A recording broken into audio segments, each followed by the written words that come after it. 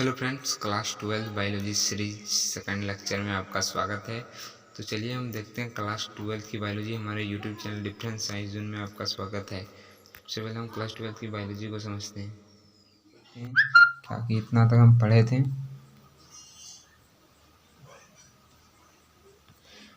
ओहो, यानी ये हो गया था, मृत्यु अवस्था तक तो हो गया था क्या?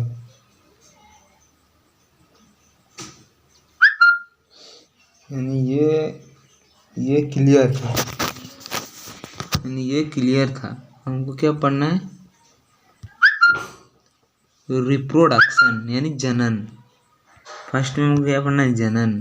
ये जनन, सबसे पहले हमको क्वेश्चन आता है कि जनन से आप क्या समझते हैं? जीव जनन क्यों करते हैं? रिप्रोडक्शन, जनन क्यों करते हैं? सबसे पहले हम इसका उत्तर शॉर्टकट में बता रहे हैं। अपने ही समान अपने ही जीवों की जाति को जन्म देना जनन कहलाता है, यानी रिप्रोडक्शन। अब दूसरी परिभाषा, फर्स्ट परिभाषा तो आराम से याद हो जाएगा। अपने ही समान अपने ही जाति के जीवों को जन्म देना जनन कहलाता है। अब हम दूसरी परिभाषा क्या होगा? जनन एक जैविक क्रिया है जिसमें जीव अपने ही तरह संतान उत्पत्ति करता है। चाहे ये बोले चाहे ये बोले, दोनों चलेगा। चलेगा क्या? दौड़ेगा मैदान में। अब हम बात करते हैं जीव जनन क्यों करते हैं। मेन रीजन यही है, जीव जनन क्यों करते हैं। जीव जनन क्यों करते हैं इसके बारे में हम बताएं। पूरे संसार में कोई भी जीव जनन इसीलिए करता है ताकि वो अपने अस्तित्व को बनाए रखे, या बोल सकते हैं वो अपना पीढ़ी दर पीढ़ी को बढ़ाते। अभी एक चीज का उदाहरण लेते हैं।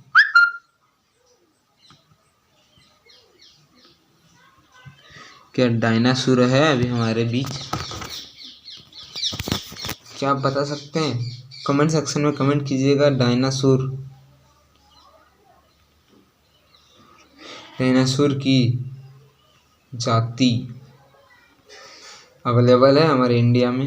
इंडिया क्या, पूरे विश्व की बात कर रहे हैं। विश्व में डायनासोर की जाति अभी है। डायनासोर अभी लुप्त हो गया है। जैसे अभी शेर की भी जाति लुप्त होने पर आ चुकी है, जिसको हमें बचाना है। डायनासोर का तो लुप्त हो गया, लेकिन इसे हमें बचाना है।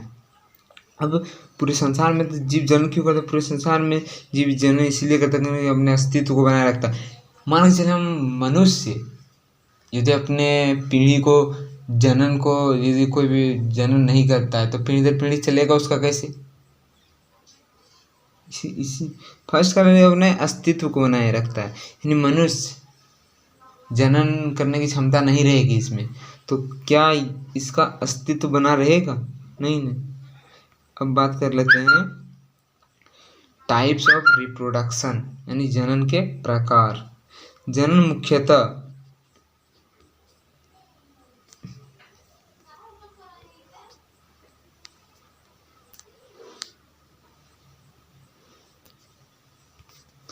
मुख्यतः दो प्रकार के होते हैं। फर्स्ट लैंगिक जनन, दूसरा अलैंगिक जनन।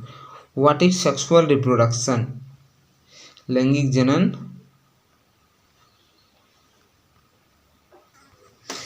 What is sexual reproduction? What is sexual reproduction यानी लैंगिक जनन क्या है? लैंगिक जनन की बात कर रहे हैं। सिंपल सी परिभाषा है, कहीं भी आप कहीं भी बोल सकते हैं। लैंगिक जनन से किसे कहते हैं? ऐसी जनन जिसमें जनन करने के लिए नर और मादा दोनों की आवश्यकता होती है, यानी नर प्लस मादा। यदि ये नहीं रहेगा तो जनन असंभव है। दोनों की आवश्यकता उसे लैंगिक जनन कहते हैं। लैंगिक जनन मानव, कुत्ता, हिरन, गाय, बाघ, बकरी और में होता है, लेकिन अभी उतना तो हम बता नहीं सकते हैं। सिंपल से जानिए इतना होता है अभी। अब बात कर लेते हैं थोड़ा इस लैंगिक जनन की विशेषता के बारे में। लैंगिक जनन की विशेषता। फिर लैंगिक जनन क्या है, इसकी विशेषता जान लेते हैं। इसकी विशेषता जान लेते हैं। फिर लैंगिक जनन की विशेषता क्या है। फर्स्ट में तो परिभाषा में तो यहाँ क्लियर हो जाता है, इसमें दोनों की आवश्यकता होती है। दूसरा, इसमें दोनों ये युवकों नहीं होगा, युग्मकों होगा, यहाँ। इसमें दोनों युग्मकों की आवश्यकता होती है। इसमें युग्मकों होगा, युग्मकों लिखा गया है। इसमें युग्मकों का संलयन होता है। इसमें उत्पन्न जीव में भिन्नताएं पाई जाती है। क्या हम मनुष्य जीवित होते हैं, क्या हम मेरे माँ बाप सेम शक्ल मिलता है? 1000 में से 2 का मिल सकता है, 1 को मिल सकता है, लेकिन सबका तो नहीं मिलता है ना। इस तरह इसमें अर्धसूत्रण विभाजन होती है। इसमें विकासवाद में यह भाग लेता है। मुख्यतः 1 2 3 4 5 6 विशेषता, जो सिंपल सा है याद करने के लिए, सिंपल सा है।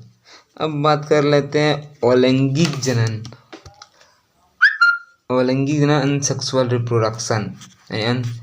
अनसेक्सुअल रिप्रोडक्शन आखिर है क्या? अलैंगिक जनन से आप क्या समझते हैं? अलैंगिक जनन की परिभाषा, ऐसी जनन जिसमें एकमात्र जनक की आवश्यकता होती है उसे अलैंगिक जनन कहते हैं।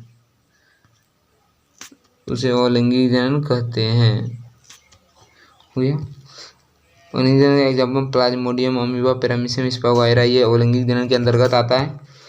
और जिसमें एकमात्र जनक की आवश्यकता है। शॉर्टकट में अगर मात्र जनक, किसी की आवश्यकता नहीं, मात्र एक जनक की आवश्यकता होती है। अब बात कर लेते हैं अलैंगिक जनन की विशेषताएं के बारे में। सबसे पहला बात तो परिभाषा में क्लियर हो जाता है, इसमें एक मात्र जनक की आवश्यकता होती है। दूसरा, इसके द्वारा उत्पन्न जीव में एक समानता दिखाई देती है। अमीबा की बात कर लेते हैं। क्या अमीबा समान दिखाई नहीं देती है? देती है। 1 2 हो गया। इसमें अर्धसूत्रण विभाजन नहीं होता है। यह जनन की तीव्र गति है, ये विकासवाद में भाग नहीं लेता है। यानी हम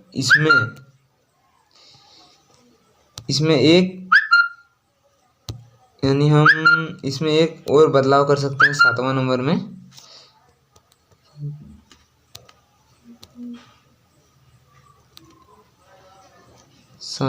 यह जनन की धीमी गति है। ये हो गया। अब हम बात कर लेते हैं पुंजक, यानी क्लोन किसे कहते हैं। क्लोन बोले तो पुंजक की परिभाषा, अलैंगिक जनन के द्वारा उत्पन्न जीवों का आनुवंशिक एवं आकारिक रूप से एक समान होना क्लोन कहलाता है। क्लोन के एग्जाम्पल, डॉल्फिनी भेड़ का नाम तो आप सुने ही होंगे। ये क्लोन किससे? डॉल्फिनी भेड़ को तैयार किया जाता है। ओके, यदि वीडियो समझ में नहीं आया तो कमेंट सेक्शन में आप कमेंट कर सकते हैं और पूछ सकते हैं।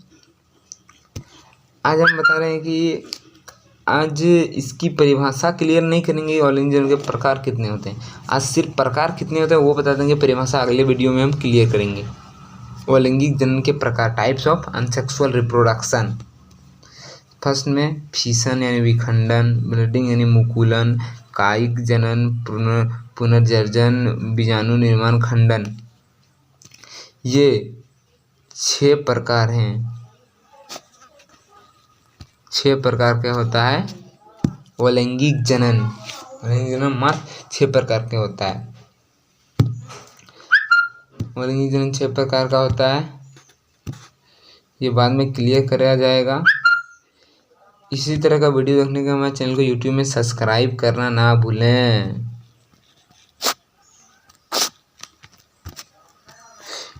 प्लीज़, आपका एक सब्सक्राइब मेरा जुनून बढ़ा सकता है। अगले वीडियो में फिर से मिलते हैं। जय हिंद, जय भारत। आज के लिए बस इतना ही।